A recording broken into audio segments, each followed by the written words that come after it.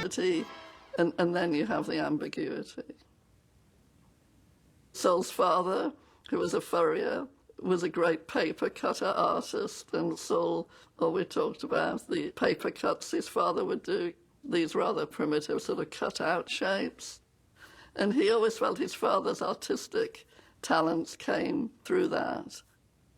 He also had an uncle who was a gravestone cutter and noted for his lettering. And the lettering in Anatomy of a Murder on that dissected body, all of those letters are different, you know. That's telling you something strange is going on in this movie. Saul began designing movie titles because he had been involved for a long, long time in designing trade ad for movies. When he was at high school in the Bronx, he decided he wanted to work in movie advertising. He left school at 16 in 1936, and by the late 30s was designing movie trade ads.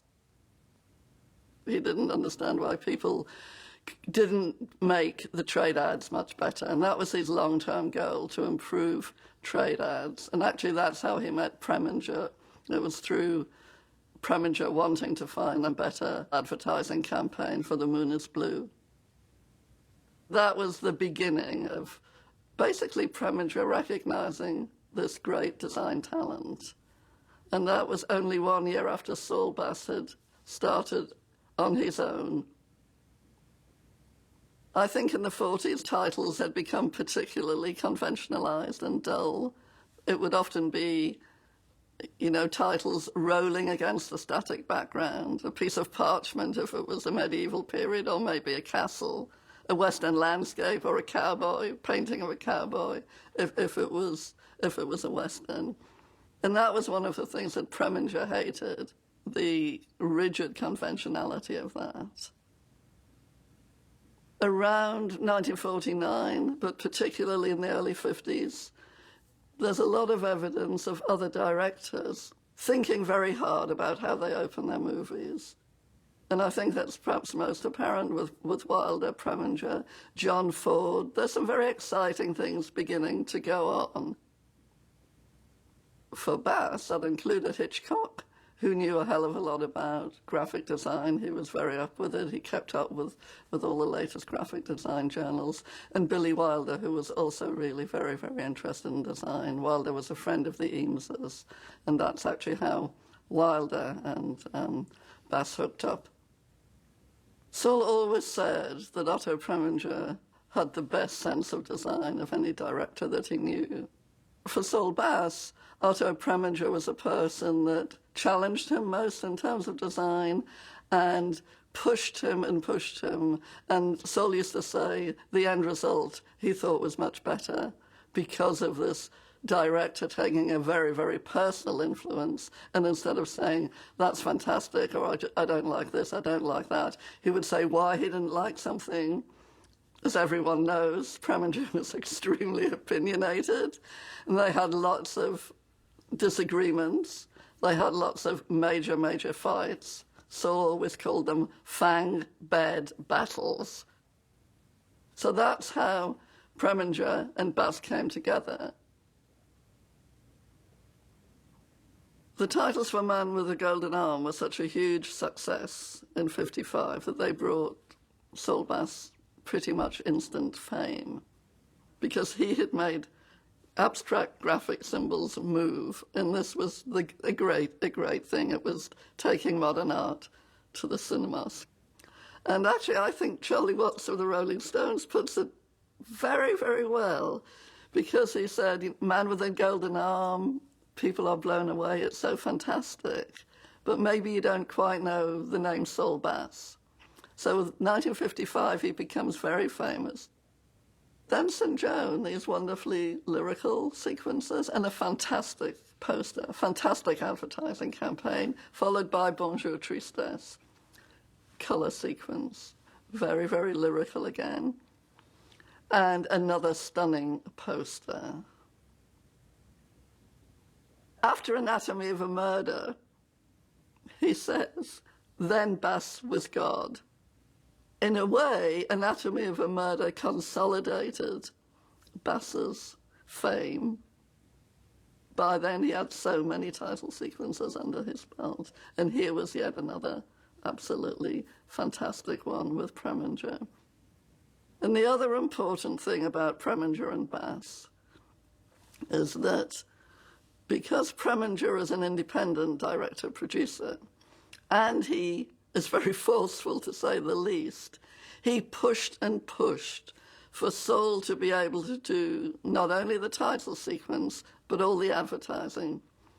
And it's this real paradox within Hollywood history, really, that you have the most famous graphic designer in the world being offered many commissions to do film titles, but they weren't so keen for him to do the advertising because they felt that was too cutting edge. If you think of most one-sheet posters of the mid-50s to the mid-60s, Saul would call them CCC, see the volcano erupt, see the maiden die, see somebody rescued. And he had no truck with that. That was really what he wanted to change. And in fact, if you think about a lot of movie advertising today, there's still this thing of you have to have images of film stars. And Saul and Preminger didn't always win those battles with the distributors. And if you think of Man with the Golden Arm, you have Frank Sinatra pops into some of those. And that was probably a compromise situation. So Preminger was really the person that I think ushered in with Bass this notion of a unified advertising campaign.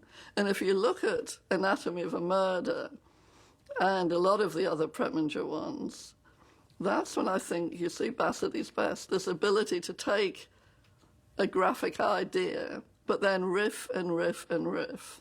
And everyone is different. The sensitivity between the billboard, the big, huge landscape frame, to a small newspaper ad, the invitation for a premiere. For Exodus, with Preminger, people hand-scorched the edges of the invitation to the premiere so that the flame would seem more real. I mean, there are some wonderfully inventive advertising campaigns, and on the films, you'll sort of see something done with the symbol at the beginning and often at the end again.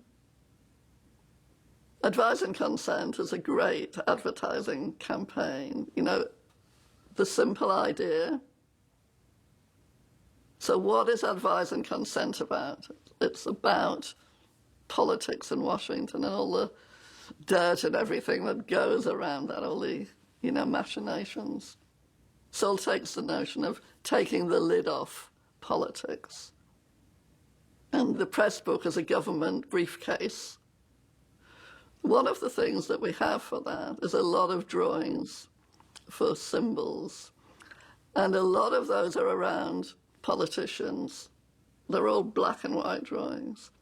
These puppets being dangled on a string, wound up, automated robots in Washington. His humor comes out. He was very interested in politics. I think that comes out as well. There's hundreds and hundreds of drawings. But in the end, he goes for this notion of the Capitol with the lid off. And there were some similar problems with the Cardinal, because we have wonderful drawings by Saul for that poster, and maybe also for a symbol for the film. He was never satisfied with any of them because he felt that they all looked too religious, and that this wasn't really going to be a film about religion, and Preminger was very clear, and Saul, they didn't want that. So in the end, the poster is this large expanse of red and then very blocked out letters. And that, I wouldn't say was a compromise, but it was a result of going through many, many other solutions. And then In Harm's Way is a war story, but it's also a love story. It's also about personal relationships and things. And it doesn't really give much away, that. It's much less ambiguous than the others. It's basically a military arm, and you know it's a naval uniform, but it's not really telling you very much. So it's very simple, but it's very, very powerful. One of the things that happened was that Saul was becoming more and more intrigued with filmmaking. He moved from beginnings and ends to people asking him to do sequences within films. And that's in many ways where he talked about his apprenticeship. He referred to Preminger, Hitchcock, Wilder, Wyler as his masters. And he watched them very carefully. And he served as a visual consultant on 5 movies. Spartacus, he was asked personally by Kirk Douglas. That's the connection. And Douglas has talked about wanting Saul to do that. Then came Grand Prix from Frankenheimer, who referred to Bass as an artist with a capital A. So in some movies it was a bit of being an art director, a little bit of what you would normally think of as a production designer. And then the shower scene in Psycho. And it's very, very different from the rest of the film. You know, Hitchcock loves these long shots, and you get what at the time was so staccato. That collaboration was very close. And Saul had the script as soon as it came. He was involved right from the beginning with Psycho. From 1960, from Spartacus onwards, including Spartacus, he worked with his wife, Elaine, on nearly every credit sequence and on the short films that they made together. Him and Elaine choreographed the first dance sequence in West Side Story, and we have those storyboards. But that poster is not his. And you can see from some designs that he's contributed to the campaign, but it's finally given to somebody in the studio. If you look at the body of Bass's work, many of what have now come to be his classic title sequences, not all of them, but many of them, come out of this Preminger-Bass collaboration. And I do think it was one of the most productive in Hollywood history of that period.